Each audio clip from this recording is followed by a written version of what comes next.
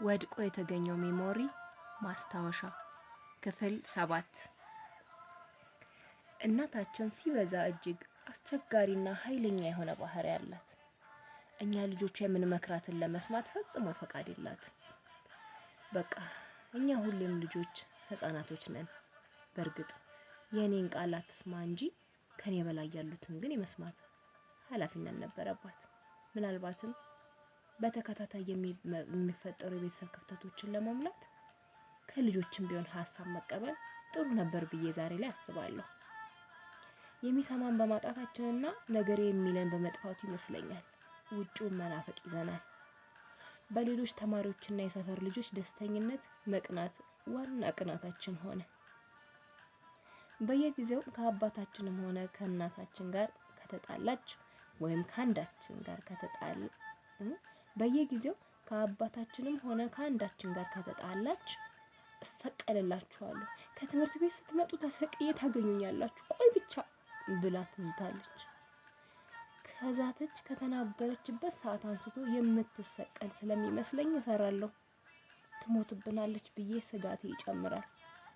ትምህርት ቤት ቁጭ ብዬ በሐሳቤ መሰቀል እንዴት እንደሆነ ባላውቅም ብቻ የሆነ ተንጠልጥላ ማየት ይመስለኛል። ከትምህርት ቤት ስማርና ስንለቀቅ ወደ ቤት አካባቢ ስደርስ የሚታየኝ ሰርቪስ ቤት ውስጥ በቁመቷ ተንጠልጥላ ነው። ወይኔ ጉዴ! ሽንቴን መቆጣጠር እስኪያቅተኝ እየተርበተበትኩ ነው የሰርቪስ ቤቶችን ጣራው የማየው። አይቼውም አላምንም። ሌሎቹን ክፍሎች ሁሉ ድምፄን አጥፍቼ አያቸውና እንዳልተሰቀለች እንደሌለች ሳረጋግጥ ነው የምጣራው። እግዚአብሔር የፈቀደው ሆነና የሚሆነው ከወንድሞቼ መጨረሻው አንዱ የኔ ታላቅ ለኮሌጅ የሚያስገባ የማትሪክ ነጥብ አመጣ። የቤታችን የመጀመሪያ ልጅ እንዳውም ሳልነግራችሁ የቤታችን የመጀመሪያ ልጅ የ12ኛን ክፍል ማትሪክ 3.8 ነበር ያመጣው። በሬጉላር መመደብ የሚችልበት ዩኒቨርሲቲ ቢነገረውም ሊልኩት አልቻሉም። እንኳን እሱን ዩኒቨርሲቲ ሊያስገቡ እነሱ ራሳቸው በጎን የያዙት ጭቅጭቅ ለህይወታቸው ትልቅ እንቅፋት አድርጎባቸው ወንድሜ የቀን ስራ እየሰራ የዩኒቨርሲቲ መግቢያ ጊዜው አለፈ። በጣም አዘንን። በቃ ቀረ። እንዲሁ የቀን ስራ እየሰራ በቤት ውስጥ የጎደለውን ለመሙላት እኛው ስር ቀረ። ሁለተኛው ይሄው የኔ ታላቅ ወንድም የማትሪክ ነጥብ አመጣ። ቢያመጣም የሚገባበት ገንዘብና የደብተር የእስክሪብቶ እንደ ታላቅ ወንድሜ የሌሎች ወጪዎችን መሸፈኛ የሚሆን ገንዘብ ስላልነበረ ሀዘናችን ሌላኛውን ገጽታውን አሳየን። ከሰው ማነስን አለመቻል አጎላብን። ነገር ግን ይህ ወንድሜ ጎበዝ ነበር። ማትሪክ ከወሰደበት ቀን ሳምንት ጀምሮ መናኸሪያ ቀጥ ብሎ በመሄድ የመስመር መኪኖችን ትራንስፖርት ላይ ረዳትነት ከሚያውቀው አንድ ሹፌር ጋር በመወዳጀት ስራ ጀመረ። በእርግጥ ይሰራል። ግማሹን ያገኘውን ገንዘብ ለቤት ይሰጣል። እሱ ጎበዝ ነው። ሌሎች ሳንቲሞችን እቁብ ይጥላል። እቁብ ሲጥል፣ ሲሰበስብ፣ ሹፌሩ ጋር ሲያስቀምጥ፣ በነገራችን ላይ ነፍሱን ይማረውና ሹፌሩ ካሳሁን ይባላል። እውነትም ካሳ። እግዚአብሔር አሁንም በሰማይ ነፍሱን በገነት ያኖረው። ጥሩ ልጅ ነበረ።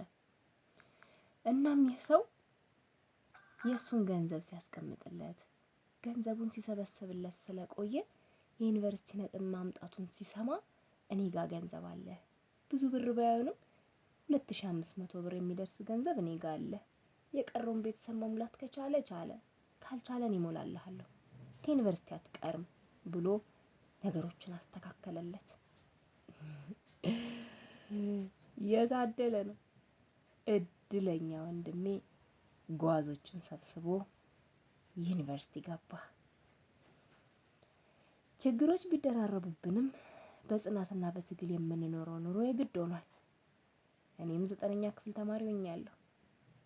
ሰዎች ምክራቸውን ሊለግሱን ወደ ቤታችን መምጣታቸውን አላቋረጡም።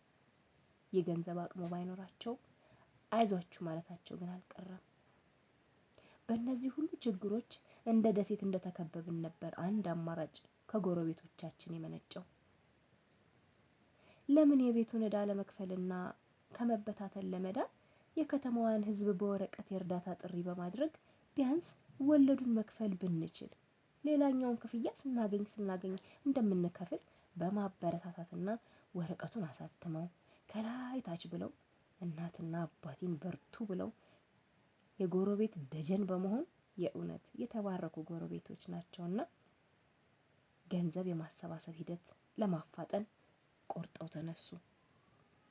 እሁድ ቀን ጠዋት ሰዎች እየመጡ ስማቸውን እያስመዘገቡ የቻሉትን ያህል 5ም 10ም ብር ይሰነዝራሉ። እናቴ እየሰገደች ታመሰግናቸዋለች። እግራቸው ወጣ ከማለቱ ታለቅሳለች። አባቴ በዚህ የገንዘብ ማሰባሰብ ስራ ብዙም ደስተኛ አልነበረምና በቦታው አልተገኘም። ለምን አንሸጠውም የሚል አማራጭም ብቻ ነበር የሚያቀርብልን። ከሸጥነው በኋላ የሚከሰተው ልብ ያለ አልመሰለንም። ጸባቸው ጸንቶ ሲወጡ ሲገቡ ንትርኩ ንዝንዙ ዜማ ያለው መሰለ። የተሰበሰበው ገንዘብም የባንኩን ዕዳ ሊያጋምስ እንኳን አልቻለም። ስልችት የሚል ጉዳይ ሆነ ጭቅጭቃቸው። ይህንን መጨናነቄን ያየች የክፍል ጓደኛዬ እሷ በአባቷ ሞት ምክንያት ትምህርቷን በአዳሪ ትምህርት ቤት መቀጠልና ክፍል ደግማ መማር ስላልቻለች እኛ ያለንበት ሃይስኩል በመምጣት በሳምንት አንድ ቀን ቤተሰቦቿ ጋር በመሄድ ለመማር ወስና ነበርና በመምህራችን ድልደላ መሰረት ከመስኮት ስር ለሃና ሲደርሳት እኔ ከሃና አጠገብ ከኔ ቀጥሎ 3 ሴቶች በአንድ ዴክስ ላይ ሆነን ለመማር ተደረደርን። ትምህርት እንደጀመርን አካባቢ ብዙም ስለማንግባባ ብዙ አናወራም ነበር።